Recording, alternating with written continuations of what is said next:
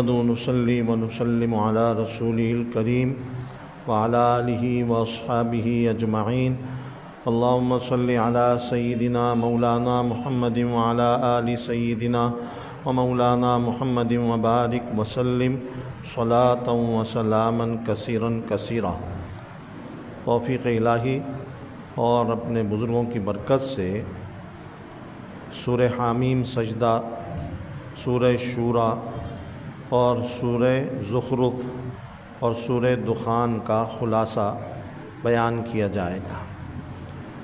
حامیم سجدہ بھی مکی صورت ہے، مکی صورتوں کے مضامین ہیں، اور چونکہ اس میں سجدے کی آیت آئی ہے اس لیے اس کو حامیم سجدہ کہتے ہیں۔ اللہ تعالیٰ نے اس میں یہ بتایا کہ 6 دنوں میں پوری کائنات کی تخلیق ہوئی۔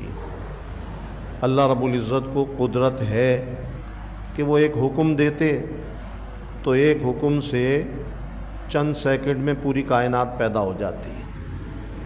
وہ 6 دنوں میں پیدا کرنے کے محتاج نہیں ہے، لیکن پھر بھی اللہ نے 6 دن میں پیدا کیا۔ بہت ساری حکمتیں اور مصلحتیں ہیں۔ ایک بڑی مصلحت یہ ہے کہ انسان کو یہ بتانا ہے کہ ہر کام میں تدریج بہتر ہے، سکون اور وقار اور اطمینان کے ساتھ اس کام کو کرے۔ جلد بازی صرف خاص کاموں میں نبی کریم صلی اللہ علیہ وسلم نے بتائی ہے، خاص موقعوں پر۔ ہر کام میں ہر وقت جلد بازی مناسب نہیں، بلکہ سکون اور اطمینان کے ساتھ تدریجاً اس کام کو کیا جائے۔ پھر اس کے اندر ایک بات یہ بتائی کہ برائی کا جواب برائی سے مت دو، بلکہ برائی کا جواب اچھائی سے دو۔ اور اس کے اندر پھر اللہ نے اس کی حکمت اور مصلحت یہ بتائی کہ وجہ یہ ہے کہ اگر تم برائی کا جواب اچھائی سے دو گے تو اس کا نتیجہ کیا ہوگا؟ وَإِذَا الَّذِي بَيْنَكَ وَبَيْنَهُ عَدَاوَةٌ كَأَنَّهُ وَلِيٌّ حَمِيمٌ، کہ جو تم سے عداوت رکھتا ہے، دشمنی رکھتا ہے، تو ایسا ہو جائے گا، ایک وقت ایسا آئے گا کہ وہ تمہارا بہت ہی قریبی دوست بن جائے گا اور تم سے محبت رکھنے لگے گا، اس کی عداوت ختم ہو جائے گی۔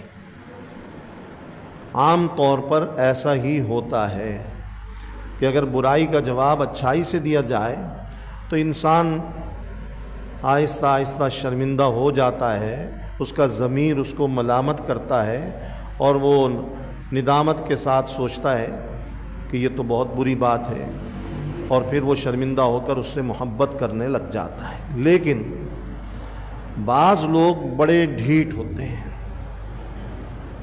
کچھ لوگ ایسے ہیں کہ اگر ان کے ساتھ یہ برتاؤ کیا جائے برائی کے جواب میں اچھائی، تو وہ اس کو بہت بڑی کمزوری سمجھتے ہیں اور اس کو بڑے تکبر و فخر کے ساتھ یہ سمجھتے ہیں کہ یہ بہت ہی کمزور ہے، اور کمزور کے ساتھ ایسا ہی کرنا چاہیے، زیادتی کرنی چاہیے، ظلم کرنا چاہیے۔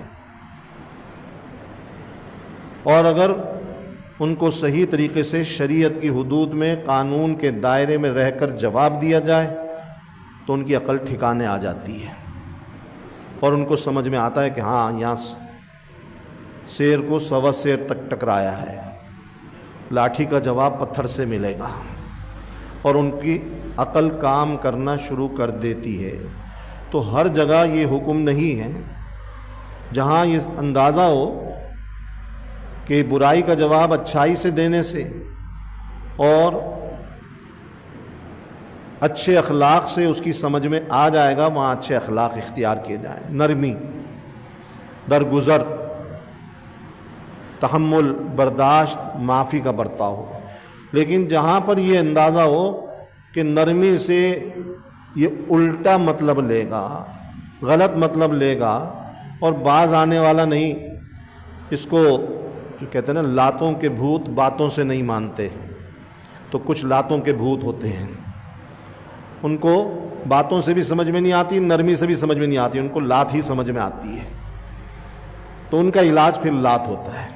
لیکن لات کا یہ مطلب نہیں کہ شریعت کی حدود سے تجاوز کر کے کوئی راستہ اختیار کیا جائے، یا قانون کے دائرے سے باہر نکل کر کوئی طریقہ اختیار کیا جائے۔ شریعت کی حدود میں ہو، قانون کے دائرے کے اندر ہو، اور وہ طریقہ اختیار کیا جائے تو پھر ان کو سمجھ میں آتا ہے اور ان کی عقل ٹھکانے آتی ہے اور وہ ظلم اور زیادتی سے باز آتے ہیں، ورنہ وہ باز آنے والے نہیں ہیں۔ اس کے بعد سورہ شورا ہے۔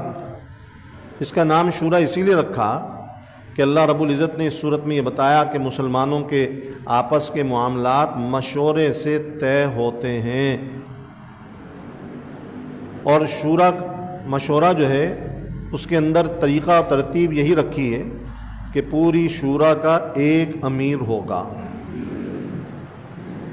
سب سے مشورہ لیں، سب کھلے دل سے اپنی رائے دیں، اپنا مشورہ دیں، جو ان کی سمجھ میں آ رہا ہے بہتر ہے وہ بتائیں، لیکن فیصلے کا اختیار اسلام نے امیر کو دیا ہے کہ پھر امیر سوچ سمجھ کر غور و فکر کر کے اللہ سے رجوع کر کے جو بہتر ہو وہ فیصلہ کر لے۔ یہ نہیں ہے کہ اکثریت جو کہہ دے اسی کے مطابق فیصلہ ہو، یہ اسلامی طریقہ نہیں ہے۔ اسلامی طریقہ جو رہا خلفائے راشدین کے دور میں اور بعد کے زمانے میں، وہ یہی کہ مشورہ لیا جاتا تھا، صحابہ کرام کی ایک شورا تھی اور سب مشورہ دیتے تھے، اور پھر جو امیر المومنین ہوتے تھے وہ فیصلہ کرتے تھے اور اس فیصلے کو سب تسلیم کرتے تھے اور اس پر عمل کرتے تھے۔ یہ ہے شورا کا طریقہ، اور اس میں مشورہ دینے والے کو پھر ناراض نہیں ہونا چاہیے کہ جی میں نے جو مشورہ دیا اس کے مطابق انہوں نے فیصلہ کیوں نہیں دیا، میری بات کو کیوں نہیں مانا۔ نہیں، مشورہ دینے کے بعد پھر بس انسان کو اللہ پہ بھروسہ کرنا چاہیے، ناراض نہیں ہونا چاہیے کہ میری رائے کے مطابق فیصلہ کیوں نہیں ہوا۔ تو اللہ نے مسلمانوں کی خصوصیت بیان فرمائی کہ وہ تمام ضروری معاملات میں آپس کے مشورے سے ان معاملات کو طے کرتے ہیں۔ اس کے بعد سورہ زخرف ہے۔ زخرف کہتے ہیں سونے کو۔ مشرکین بہت ساری جہالت کی دلیلیں دیتے تھے اور نبی کریم صلی اللہ علیہ وسلم پر جاہلانہ اعتراض کرتے تھے۔ ایک اعتراض ان کا یہ تھا کہ اللہ نے اگر کسی کو نبی بنانا تھا تو ایک غریب اور یتیم کو نبی کیوں بنایا؟ اتنے ہمارے اندر بڑے بڑے مالدار سرمایہ دار موجود ہیں، بڑے بڑے تاجر موجود ہیں جن کے پاس پیسے کی کوئی کمی نہیں، اللہ نے ان کو نبی کیوں نہیں بنایا؟ ان کو نبی کیوں بنایا؟ نبی کریم صلی اللہ علیہ وسلم مالدار گھرانے سے تعلق نہیں رکھتے تھے۔ آپ کا گھرانہ جو تھا یتیم تو تھے ہی، لیکن جو آپ کے چچا تھے جن کی پرورش میں رہے ابو طالب کی، تو وہ بھی غریب تھے اور بہت ہی تنگی کے ساتھ گزارا ہوا اور بچپن اور جوانی گزری، بہت ہی تنگی کے ساتھ، یتیم بھی تھے اور غریب بھی تھے۔ اس لیے سارے مشرکین مکہ اور ان کے بڑے بڑے سردار اسی پہ اعتراض کرتے تھے کہ اللہ نے اتنے مالدار لوگ پڑھیں، کسی ایک کو نبی کیوں نہیں بنا دیا، اس میں سے بنا دیتے ہیں۔ تو اللہ رب العزت نے یہاں پر اس کا جواب دیا اور فرمایا مال اور دولت کا اللہ کے قرب سے اور نبوت سے کوئی تعلق نہیں۔ یہ ضروری نہیں ہے کہ جس کے پاس مال زیادہ ہو وہی اللہ کا مقرب ہوگا اور اللہ کا پیارا ہوگا اور چہیتا ہوگا۔ عام آدمی کے ذہن میں، کمزور ایمان والے کے ذہن میں بھی یہ بات آتی ہے کہ جی یہ بڑے بڑے مالدار لوگ بیٹھے ہوئے ہیں مسلمانوں کے اندر اور ہم غریب، ہم مالی اعتبار سے پریشان، تنگ دست، قرضوں میں، اور ان کے پاس خوشحالی، فراوانی، دولت کی ریل پیل، تو وہ اللہ کے چہیتے ہیں یا پیارے ہیں یا مقرب ہیں، تبھی تو اللہ نے ان کو مال دیا۔ یہ دھوکہ شیطان دیتا ہے اور انسان دھوکہ کھاتا ہے کہ جی ہم تو اتنی عبادت کرتے ہیں، اتنی نمازیں پڑھتے ہیں، ہمارے پاس تو اتنا مال نہیں ہے۔ وہ لوگ نہ نماز پڑھتے ہیں، نہ روزہ رکھتے ہیں، نہ اللہ کے احکام کو پورا کرتے ہیں، عیاشیاں کرتے ہیں، بدمعاشیاں کرتے ہیں، اور اللہ نے اتنا مال دیا ان کو۔ تو کیا ہم جب اللہ کے پیارے اور محبوب ہیں تو اللہ ہمیں مال کیوں نہیں دیتا؟ ہم اللہ کی اتنی عبادت کرتے ہیں، سارے احکام کو پورا کرتے ہیں۔ تو یہ سمجھ لیں کہ اللہ کی عبادت کرنے والے، اطاعت کرنے والے، دین کے احکام پر عمل کرنے والے، یا یوں کہہ لیجئے جو کامل متقی ہیں، پورا تقوی اختیار کرنے والے، یہ یقیناً اس پہ یقین رکھیں کہ یہ اللہ کے پیارے ہیں، محبوب ہیں۔ اور جو اللہ کی نافرمانی کرنے والے ہیں وہ نہ اللہ کے پیارے ہیں، نہ اللہ کے چہیتے ہیں، نہ اللہ کے محبوب ہیں۔ تو پھر اللہ نے مال ان کو کیوں زیادہ دیا، ان کو کیوں کم دیا؟ وجہ یہ ہے کہ اللہ تعالیٰ اپنے پیاروں کو، اپنے محبوبوں کو وہی چیز دیتے ہیں جو اللہ کو پیاری ہے، اور جو چیز اللہ کو پیاری نہیں، اللہ کو پسند نہیں، اللہ کو محبوب نہیں، وہ اللہ اپنے پیاروں کو نہیں دیتا، وہ اللہ اپنے نافرمانوں کو دیتا ہے جو اللہ کو جو چیز پسند نہیں ہے۔ وہ کیا چیز ہے؟ یہ مال اور دولت اللہ کو پیارا نہیں ہے۔ اس مال اور دولت کی حیثیت اللہ کی نظر میں کچھ بھی نہیں ہے، کوئی قیمت نہیں ہے۔ وہ حدیث آپ نے سنی ہوگی، پڑھی ہوگی، اس کو ذہن میں رکھیں۔ جس کو یہ شک شبہ پیدا ہو اپنے ذہن میں اس حدیث کو بار بار رکھے، اس کا استحضار کرتا رہے۔ کیا نبی کریم صلی اللہ علیہ وسلم فرمایا کہ اگر دنیا کا مال و دولت اللہ کی نظر میں مچھر کے پر کے برابر حیثیت رکھتا، قیمت رکھتا، تو اللہ تعالیٰ کسی کافر کو ایک گھونٹ پانی کا نہ پلاتا۔ اللہ تعالیٰ نے کافروں کو مسلمانوں سے زیادہ دولت دی، ٹھیک ہے کچھ مسلمان زیادہ مالدار ہیں، لیکن عمومی طور پر مالداری میں کافر مسلمانوں سے آگے بڑھے ہوئے ہیں اور مسلمان پیچھے ہیں۔ تو نبی کریم صلی اللہ علیہ وسلم فرما رہے ہیں اس کو دیکھ کر دھوکہ مت کھانا، ان کے مال اور دولت کو دیکھ کر، اس لیے کہ اللہ کی نظر میں اس مال کی حیثیت مچھر نہیں، مچھر کے پر کے برابر بھی نہیں ہے۔ کوئی اللہ کی نظر میں اس کی قیمت نہیں ہے، کوئی حیثیت نہیں ہے، کوئی وقعت نہیں ہے۔ اگر مچھر کے پر کے برابر بھی ہوتی تو اللہ کو قدرت ہے، وہ خالق بھی ہے اور قادر بھی ہے، وہ ان کو بالکل مال نہیں دیتا، کھانے کو بھی ترسا دیتا، پینے کو بھی ترسا دیتا، پانی بھی نہ دیتا۔ تو اللہ نے جو ان کو زیادہ مال دیا وہ اس لیے دیا ہے کہ اللہ کی نظر میں مچھر کی، آپ بتائیں مچھر کی کیا حیثیت ہے، کیا قیمت ہے، اور مچھر کے پر کی کیا قیمت ہوگی اور کیا حیثیت ہوگی؟